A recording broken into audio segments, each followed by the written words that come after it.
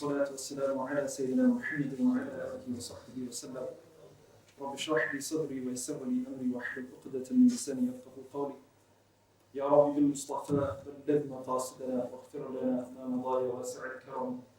نويت تعلم التعليم والتذكر والتذكير والنفع والانتفاع والإفادة والاستفادة والحث على تمسك بكتاب الله وسنة رسوله والدعاء إلى الهدى والدلالة على خير ابتغاء وجه الله ومرضاته وقربه وثوابه سبحانه وتعالى. Alhamdulillah, all praise be to Allah subhanahu wa ta'ala. And peace and blessings be upon the Prophet Muhammad sallallahu alayhi wa sallam, the greatest of Allah subhanahu wa ta'ala's creation, the one who was prophesied and foretold by the Prophet before him, Sayyidina ʿīsā alayhi salam. And peace and blessings also upon every single Prophet and Messenger from Allah subhanahu wa ta'ala, from Sayyidina Adam alayhi salam to Sayyidina ʿīsā alayhi salam, and upon all of the companions of the Prophet sallallahu alayhi wa sallam and his blessed family. And we ask Allah subhanahu wa ta'ala that He makes us amongst them in paradise of those who are with the Prophet sallallahu alayhi wa sallam and are enveloped in the mercy of Allah subhanahu wa ta'ala and His forgiveness. I'd like to start by thanking Imam Khurram and the committee of this masjid for inviting me to this beautiful program, discussing a topic of great importance, which is the return of Sayyidina ʿīsā alayhi salam. And every matter which Allah subhanahu wa ta'ala and Prophet sallallahu alayhi wa sallam speak about are immense and important. And every aspect of Islam needs to be preserved and passed on to the next generation.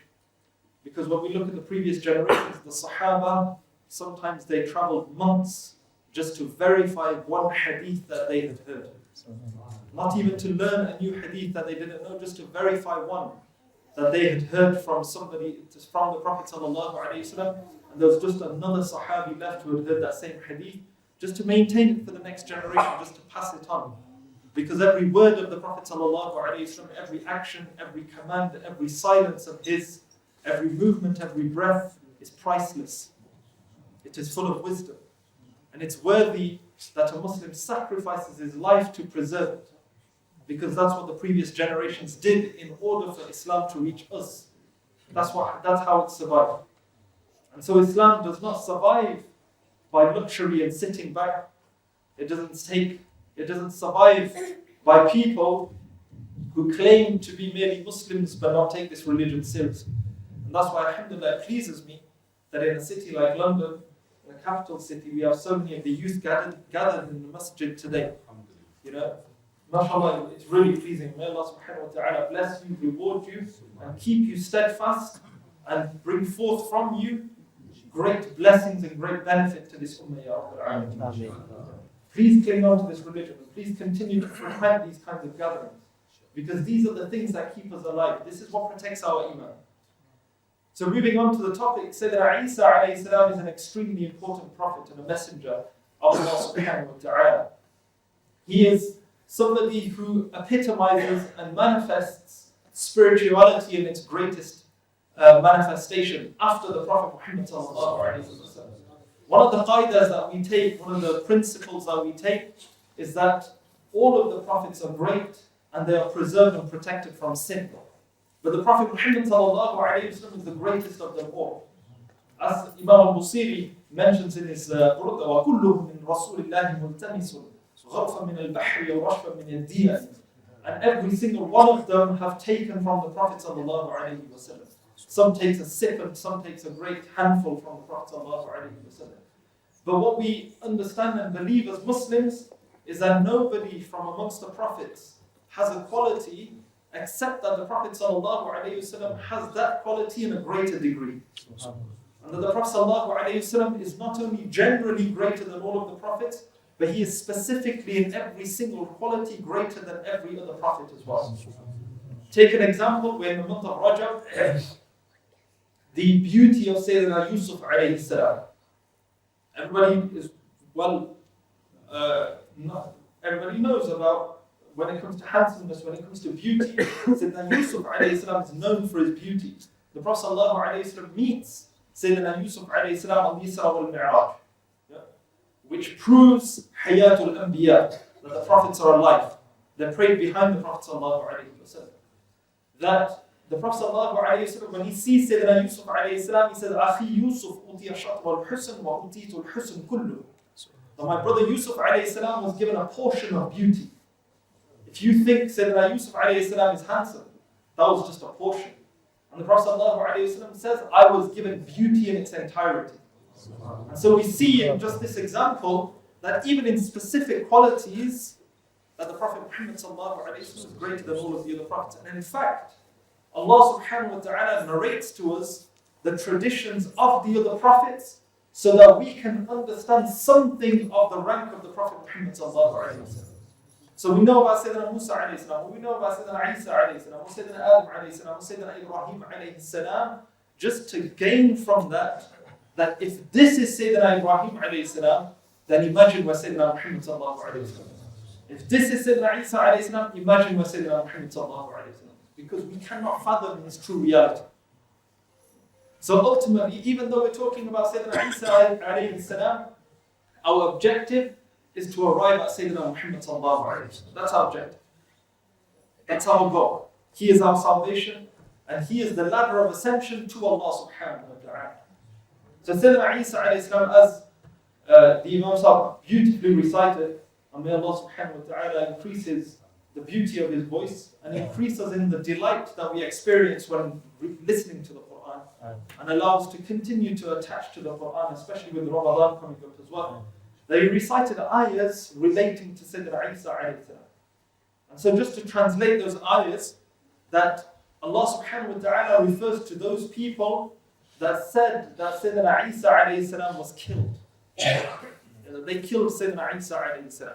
But Allah subhanahu wa ta'ala says that they say that we killed Sayyidina ʿīsā alayhi salam, the son of Maryam and the Prophet of Allah, but they did not kill him and they did not crucify him, but it was made to seem like that for them.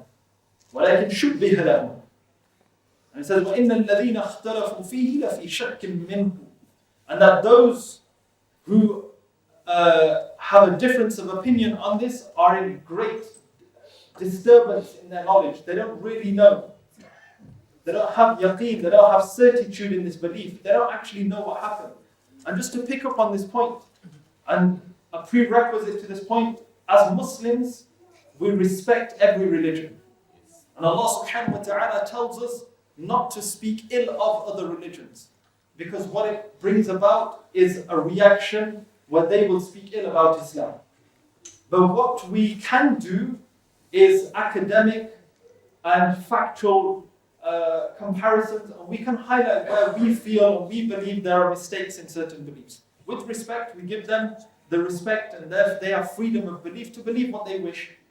But we believe something different, and we can express and we can academically show why we believe something differently. There's no disrespect there.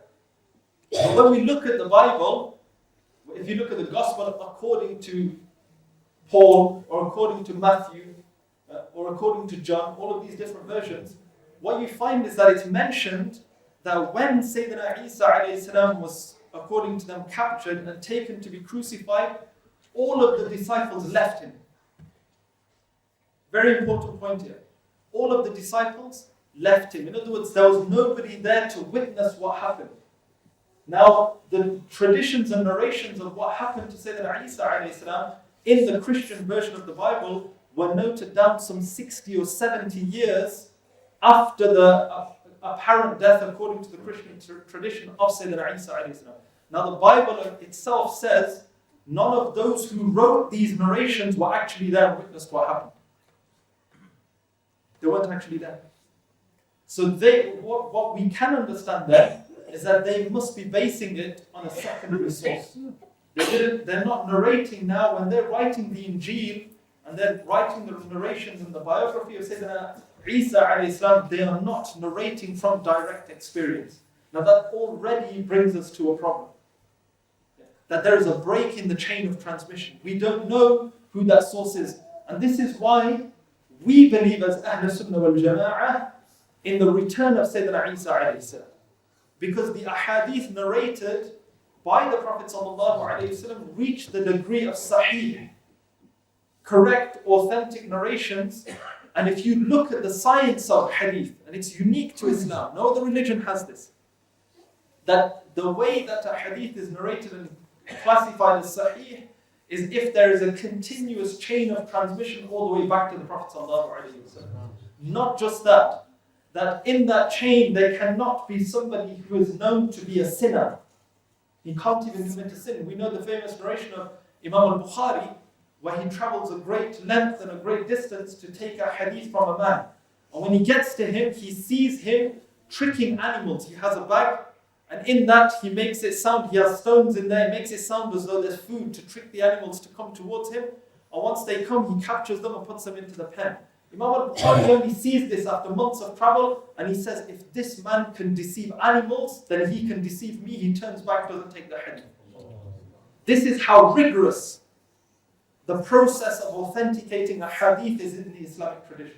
There is no doubt. There's no chances taken in taking down the narrations of the Prophet ﷺ and classifying them and passing them up. Even if a person is known for weak memory, not accepted. Not accepted to the degree of sahih. Not accepted. So now when we're talking from an Islamic tradition, already you can see the difference in the weight of proof that you have. On the one hand, you have a narration and a tradition which is narrated through a secondary source without actual witnessing, and we don't even know who that secondary source is. That's one issue. Secondly, narrated some 60 or 70 years later. That's another issue. And on the other hand, we have the ahadith of the Prophet ﷺ narrated from people who are known for their memory and known to not commit sins or have any bad habits. And this is a chain of transmission till today. Person upon person, all the way back to the Prophet Muhammad ﷺ. And so, when we're looking at these ahadith and narrations of the Prophet ﷺ, we take on the belief of the Sunnah wal Jama'ah in that the return of Sayyidina Isa alayhi salam is true and verified, and it is the ijma' of the scholars. One of the great imams, Khandia, he's buried in Marrakesh, and Marrakesh is known as the city of the seven saints. Yeah. Unfortunately, in this day and age, it's a city of sin.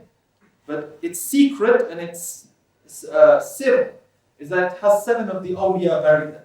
One of them is Khandia. He's the author of Ash-Shifa.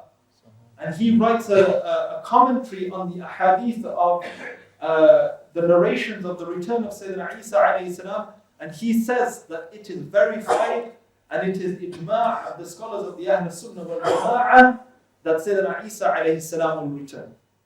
Now some people, unfortunately, in this day and age do not agree or believe in this. Firstly, amongst them are a group called the Qadianis. Now the reason why they don't believe in this and they try and refute this is because it disproves what they believe in that Mirza Ghulam Ahmad was Isa alayhi salam, he was Jesus, or he is the Messiah. And so one way of coming about that is let's not believe in these narrations completely, because if we believe in them, we can't believe in this false belief that that Mirza Ghulam Ahmad was some kind of savior or some kind of Messiah that was going to come. That's one group. But amongst the Muslims also we have a group of people, and this is a bid'ah and it's a deviation belief, who do not believe in the coming of Sayyidina Isa alayhi salam. Now when we look at the Quran tells us from the outset, at the beginning of the Quran in Surah Al-Baqarah, that this is a Quran and this is a scripture for those who believe in the unseen. What we believe in is that we subject our rational thought and our intellect and our experiences of life, and we subjugate it to the Quran and the Sunnah of the Prophet ﷺ. If the Prophet ﷺ tells us something, even if we see it as something different, we believe in the Prophet ﷺ. The Prophet ﷺ tells us about the end of time that the Dajjal will come and he will have one eye and he will manifest something which appears to be paradise. In reality it will be hellfire. And he will manifest something that will appear to be hellfire. In reality, those who enter into it, they will enter into paradise. Now, when a person approaches that time, if he puts his rational thought and he trusts his eyes more than the hadith of the Prophet ﷺ, then he will enter into a paradise whose reality is hellfire. You see the critical nature of this matter. That if you trust yourself more than the Prophet Muhammad sallallahu alaihi wasallam, you will enter into hellfire thinking you're entering into paradise. Our only salvation and our only conviction is in Allah and the Prophet Muhammad sallallahu alaihi wasallam. We do not even trust ourselves. We can't. How many times are we wrong? How many mistakes do we make? How many regrets do we have? We say hindsight, if only I did this. Because we look back, whereas the Prophet Muhammad sallallahu alaihi wasallam, when he spoke seeing the future and reality as it was going to manifest. He doesn't speak after an event has happened. His speech precedes the event sallallahu alaihi wasallam. He is aware of reality in accordance to its true nature. So, it's very, very important that when we come across a hadith of this nature, or narrations that do not seem to fit with our experience or understanding, that we subject ourselves. And this is what a Muslim is. What is a Muslim? It means it's from sallama yusallim. A person who gives himself up to Allah and the Prophet sallallahu alaihi wasallam. And people loosely translate the word Islam to mean peace. That's a loose translation. It means arriving at peace by submitting yourself to Allah and the Prophet sallallahu alaihi wasallam. That's what it means. Because so long as you think you know better, you will not arrive at peace. And this world and this day and age is a witness to that. With all of the advancements in technology and science and academia and universities and college, how much peace do we have in the world today? You would think that they would be able to solve all of the problems that society faces, that human beings are facing, that families are facing, that parents are facing, that children are facing. But yet we see a complete failure in all of these systems.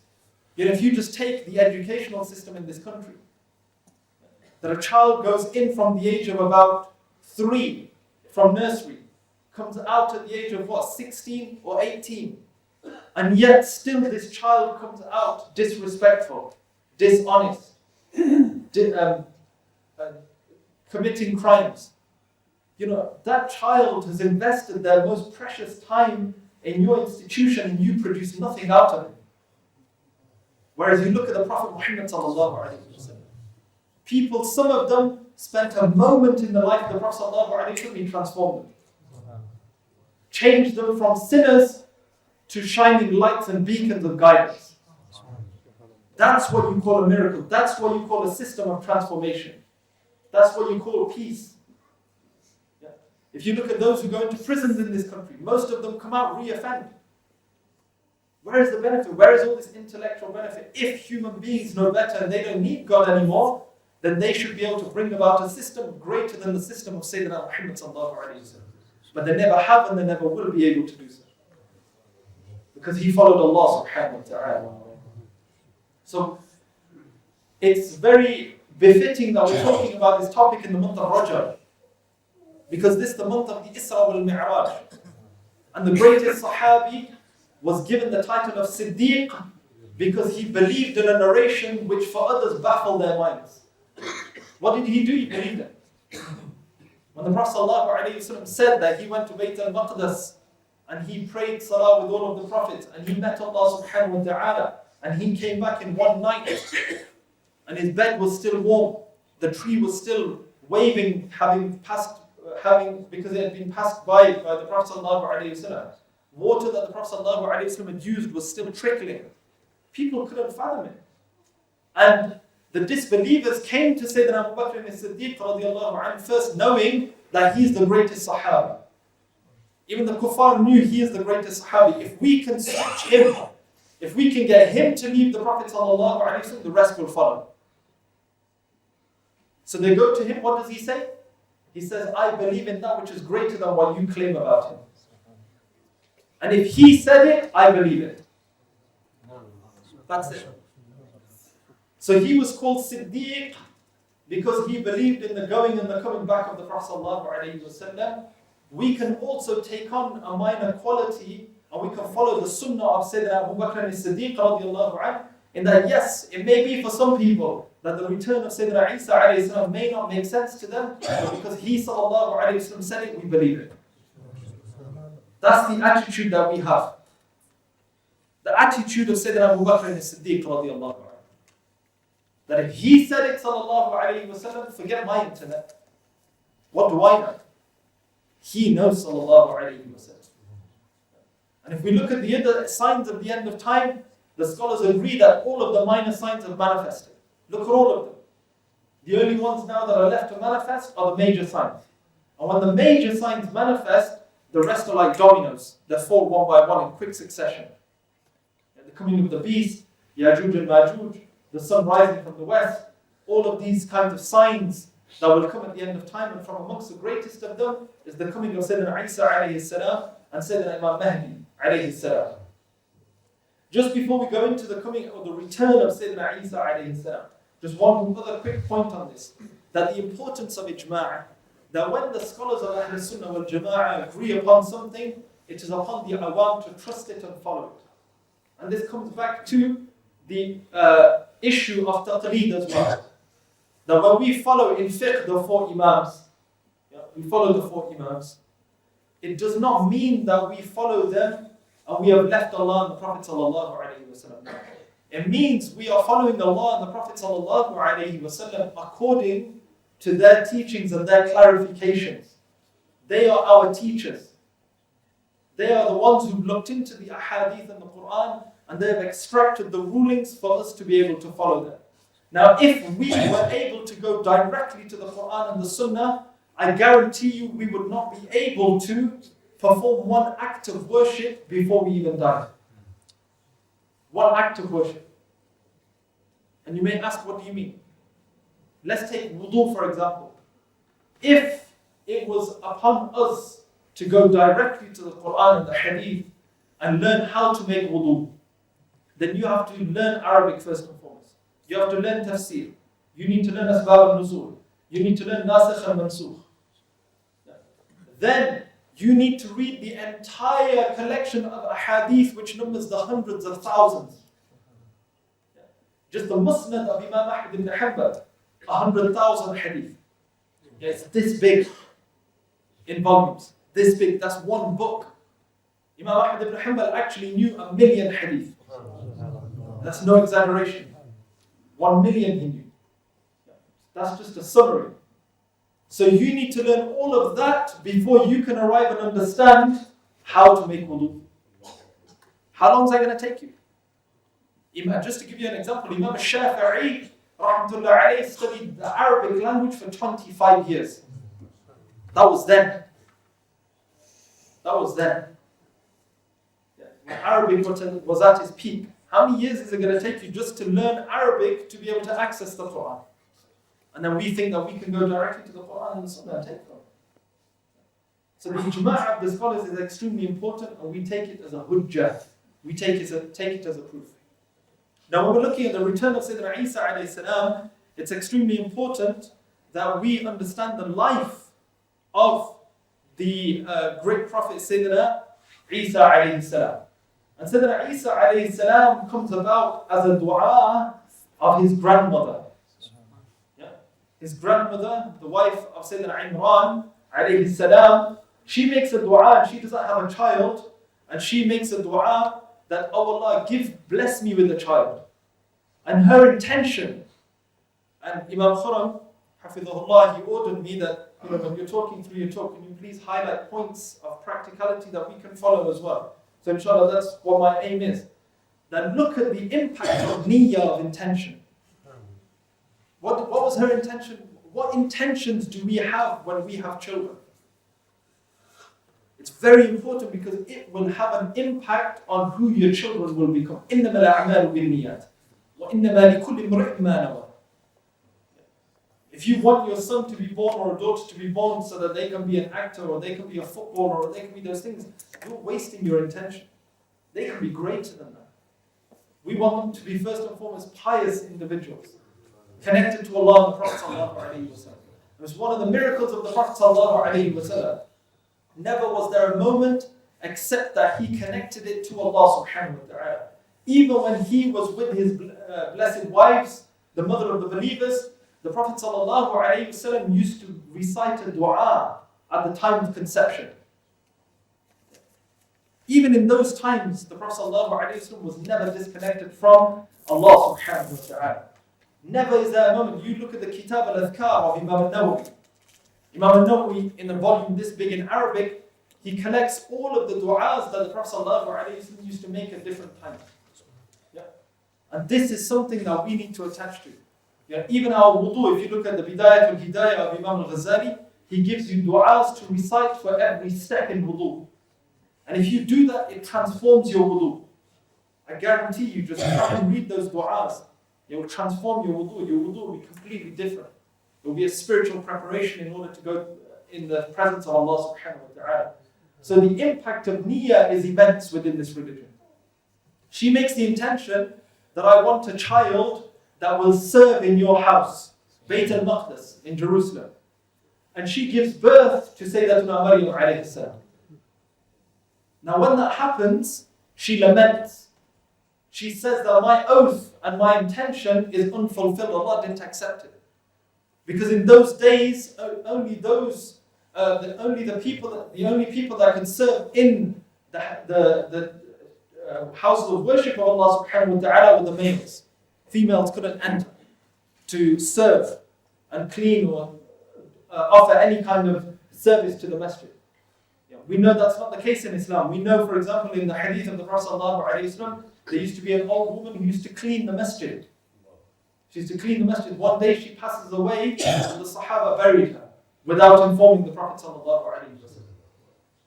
And the Prophet ﷺ finds out, he's extremely upset. He said, why didn't you inform me so that I could have prayed over her? It tells us that in Islam there's roles for women, there's no doubt about that. So when she sees this, she reacts in a sense, not because she has doubt in Allah subhanahu wa ta'ala, but she brings it to herself. She says, because of my deficiencies, Allah subhanahu wa ta'ala did not accept my dua and my oath. But Allah subhanahu wa ta'ala had a hidden wisdom in what He manifested. And this brings us to this point that daughters are a blessing. Daughters are an immense blessing from Allah subhanahu wa ta'ala. I was just telling the brothers that were with me today that if you look at the Prophet Muhammad sallallahu alayhi wa sallam, first and foremost, he was blessed with more daughters than he had sons. Yeah? And his daughters are the ones who continue the lineage of the Prophet sallallahu alayhi wa sallam. Sayyidina Fatima radiallahu anha, she's married to Sayyidina Ali karamallahu wajhal kareem, and from them comes Sayyidina Imam Hassan, Sayyidina Imam Hussein radiallahu anhuma. So daughters are an immense blessing from Allah subhanahu wa ta'ala.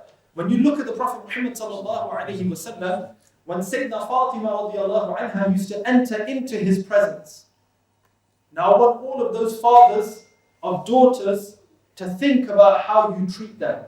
Because look at the Prophet Muhammad sallallahu alayhi wa sallam, our true role model and example. When he used to see her enter, he used to stand up. He used to take her by the hand, kiss her hand, and make her sit where he was sat sallallahu alayhi wa sallam. Allah. Imagine if every father treated his daughter like that.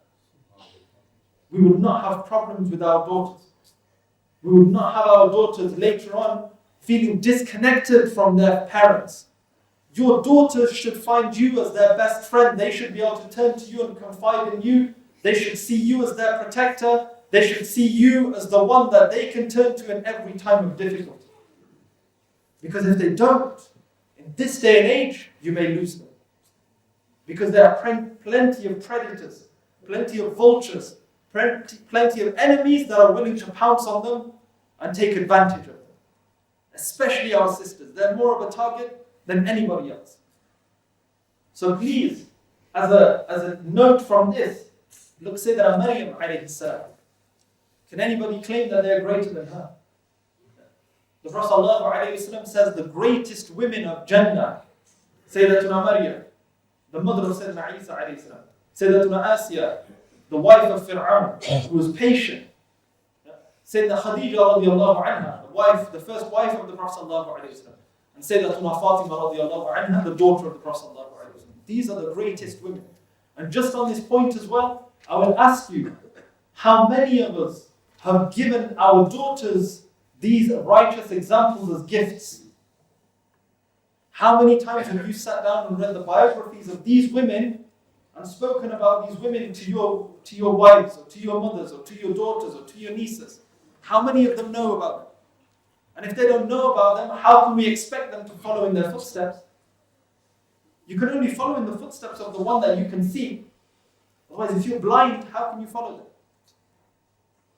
Our sisters are being targeted, and they have all of these fake, false examples, role models around them that make them feel as though they have their best interest in mind. You have now feminists specifically targeting our sisters, anti-Muslims, anti-Islamic groups that claim that Islam is oppressive to women. Teach your daughters, your sisters, your wives about Sayyidatuna Maryam alayhi salam, about Sayyidatuna Asiya, about Sayyidatuna Khandia, about Sayyidina Fatima radiallahu anha, and all of the others, the great Waliya Sayyidatuna Rabia al-Basriya, rahmatullah alayha. Teach these. Fill your houses with their stories. Otherwise, our daughters and our sisters do not have any example to follow. This is a duty upon us, inshallah. And so when a daughter is born, do not lament, but rejoice. The Prophet ﷺ says, whoever is blessed with two daughters and they bring them up with righteousness and piety and they fulfill their rights over them, they will be as close to me as these two fingers on the day of judgment. That's the barakah that your daughters can bring you. That's the blessing that your daughters can bring you. And so, Sayyidatuna Maryam alayhi salam is born. Sayyidatuna Hana, her name was. She brings Sayyidatuna Maryam alayhi salam to Bayt al-Maqdis, and she says, I've made the oath now, I don't have a choice. This child, I made an oath, would be put into the service of the masjid. We call it a masjid, a place of worship.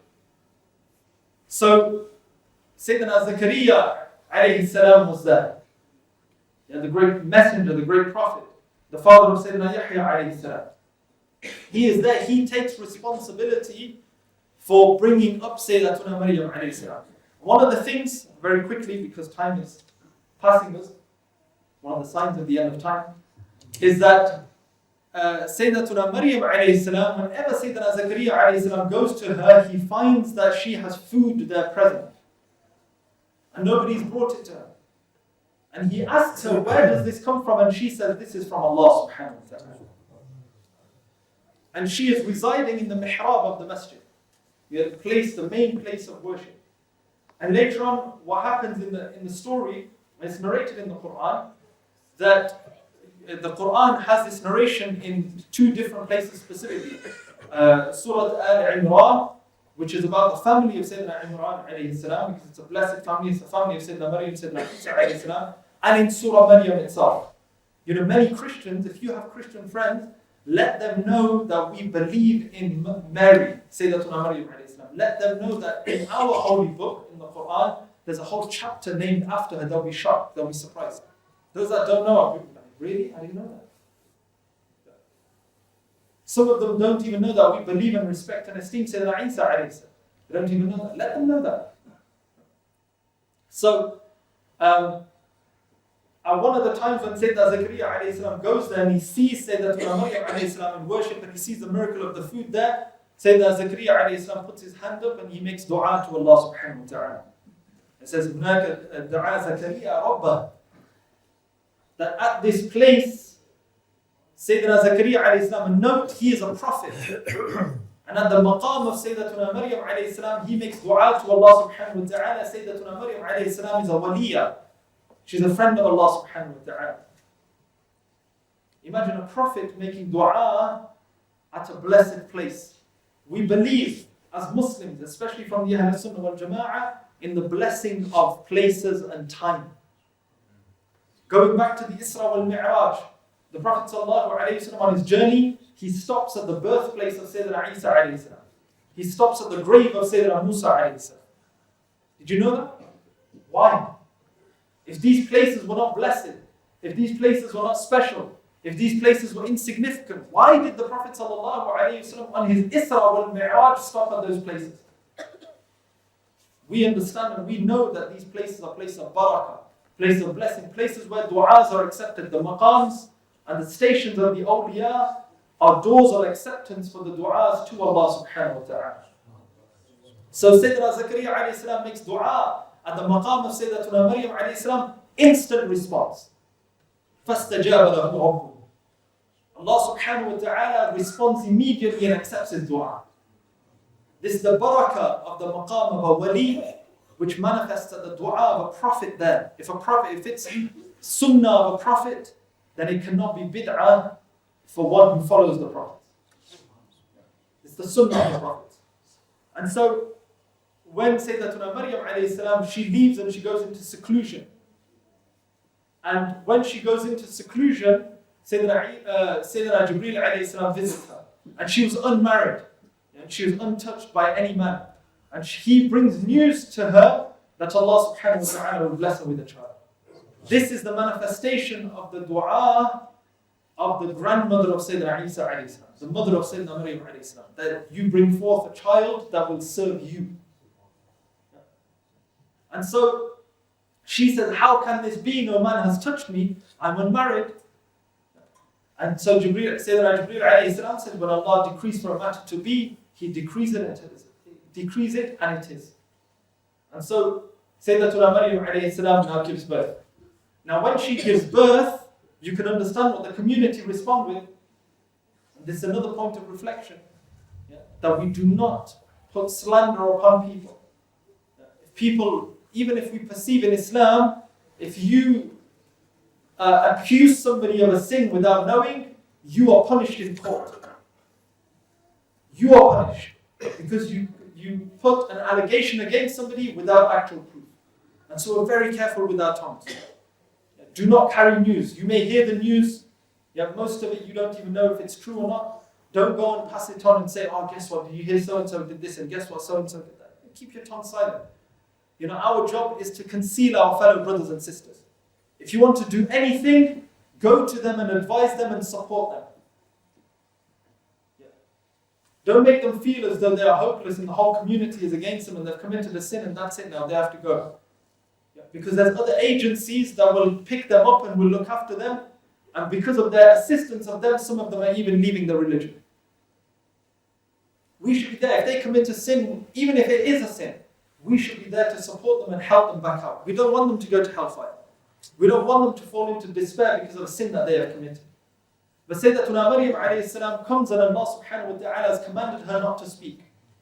So when she takes Sayyidina ʿīsā alayhi salam and presents him in front of them, and they question, they say, how could you have done this? They don't even ask, they accuse first. Sayyidatuna Maryam alayhi salam simply points at Sayyidina ʿīsā alayhi salam. And Sayyidina ʿīsā alayhi salam, he responds by saying, I am the servant of Allah subhanahu wa ta'ala and his messenger. And it's amazing, because he does two things in this. Number one, he defends his mother.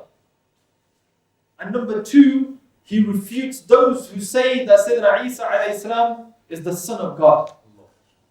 Look at the specific words he uses.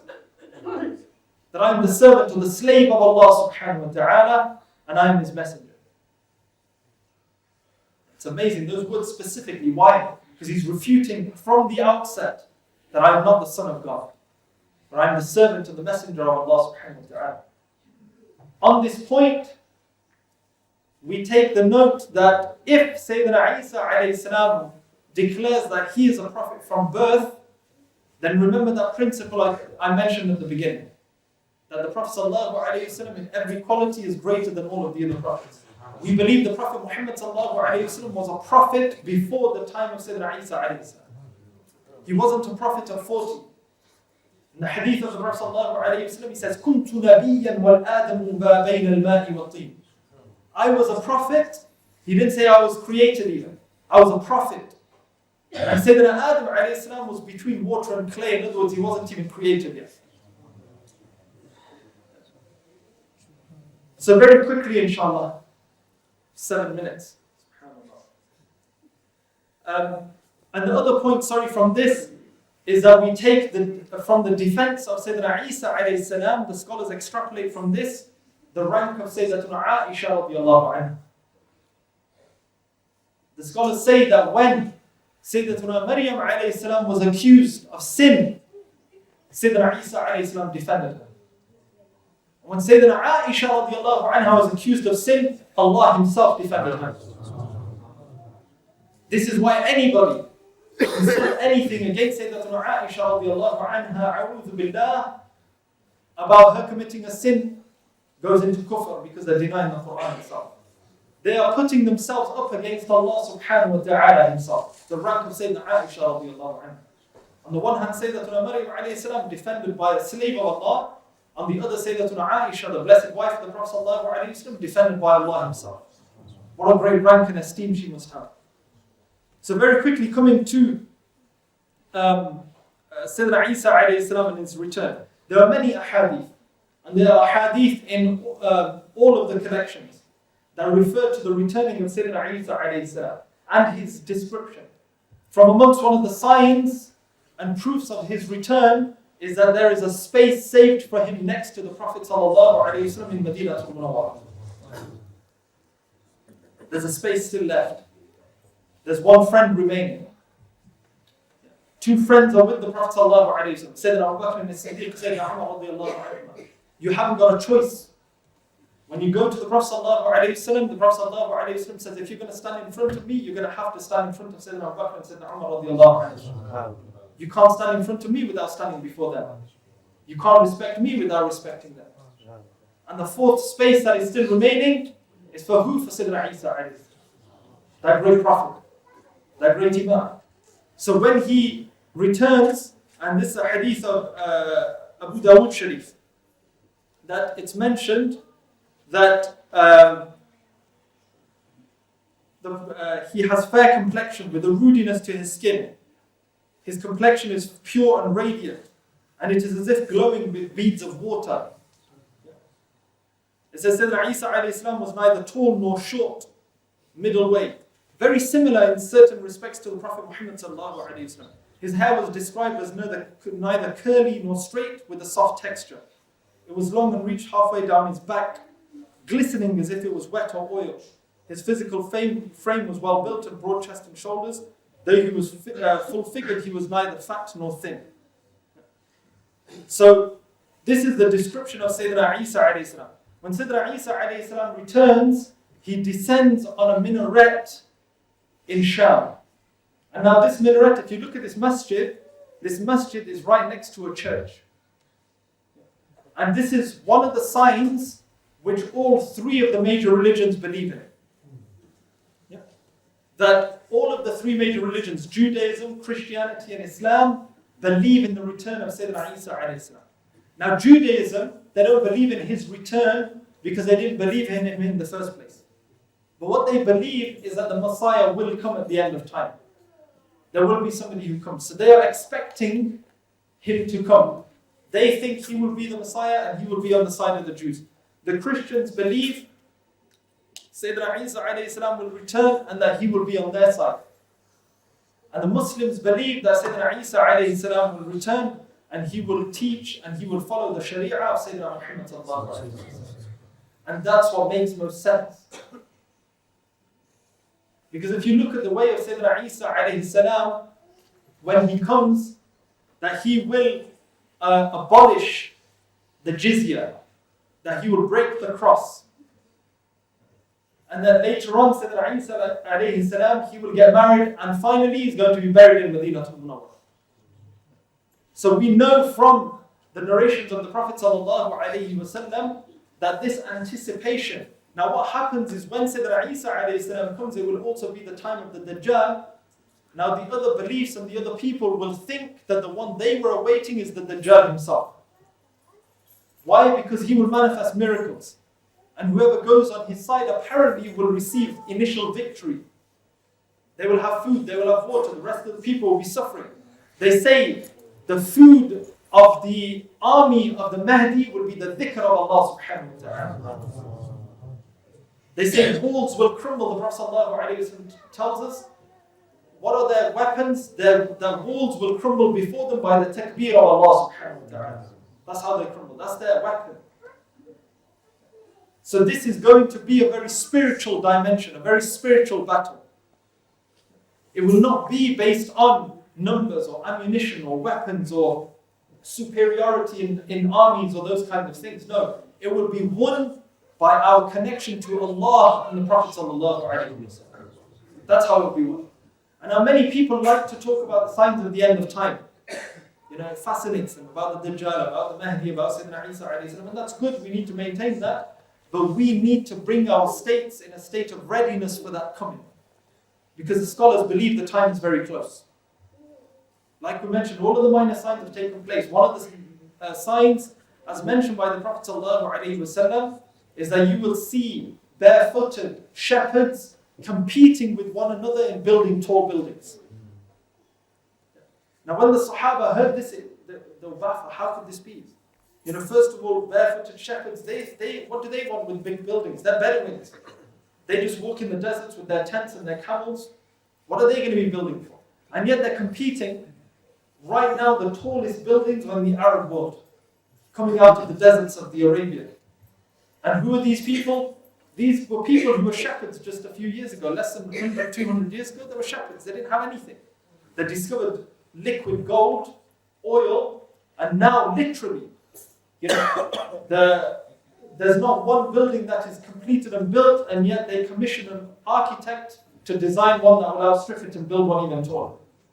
Hadith of the Prophet ﷺ. And so the times are very close. Just very quickly, inshallah, in a few minutes. Sayyidina ʿīsā alayhi salam, when he comes, he will be the one who will kill the Masih al-Dajjal. And he will kill him where? At Bayt al-Maqdis, there in Jerusalem. And that after he kills him, there will be many years of peace and tranquility and harmony that will be enveloped, that this world will be enveloped in. And that he will lead with the true Sharia of the Prophet ﷺ, and he will bring this world into peace. Now, just in closing, the advice of the Prophet ﷺ during the end of time is for us to go into seclusion. That's the advice of the Prophet ﷺ. The Prophet ﷺ says that when the times of fitna come, go into your houses and seclude yourselves and worship Allah subhanahu wa ta'ala. Do not get involved in the fitna.